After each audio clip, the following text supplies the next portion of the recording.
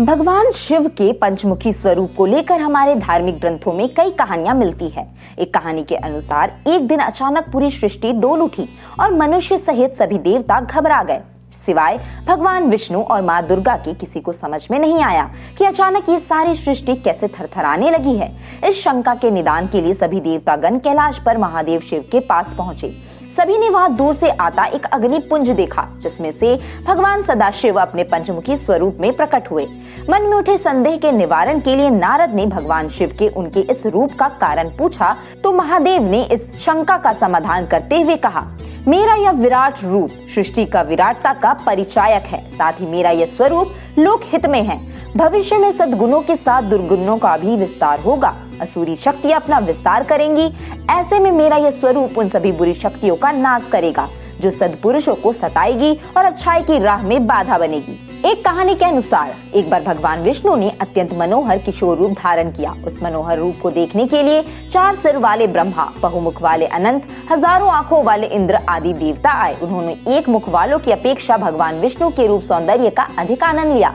यह देखकर भगवान शिव सोचने लगे कि यदि मेरे भी अनेक मुख व नेत्र होते तो मैं भी भगवान के इस किशोर रूप का सबसे अधिक दर्शन कर पाता। भगवान शिव के मन में इस इच्छा मात्र से ही उनके 5 मुख प्रकट हो गए और वे पंचमुख हो गए। एक अन्य मान्यता के अनुसार सृष्टि के आरंभ में जब कुछ भी नहीं था, तब प्रथम देव शिव ने ही सृष्टि की रचना के लिए पंचमुख धारण किए। या कह सकते हैं कि भगवान शिव ने जीवन को उत्पन्न किया, इसलिए वे पंचमुखी कहलाए।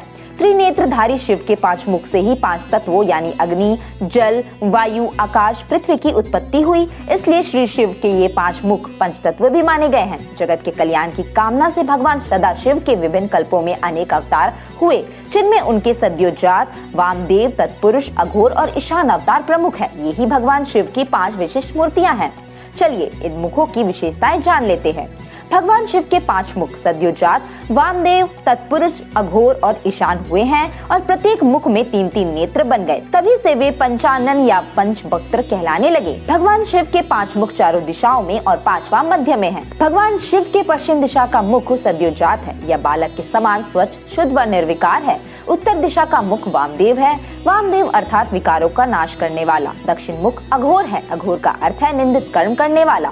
निंदित कर्म करने वाला भी भगवान शिव की कृपा से निंदित कर्म को शुद्ध बना लेता है। भगवान शिव के पूर्व मुख का नाम तत्पुरुष है। तत्पुरुष का अर्थ है अपनी आत्मा में स्थित रहना।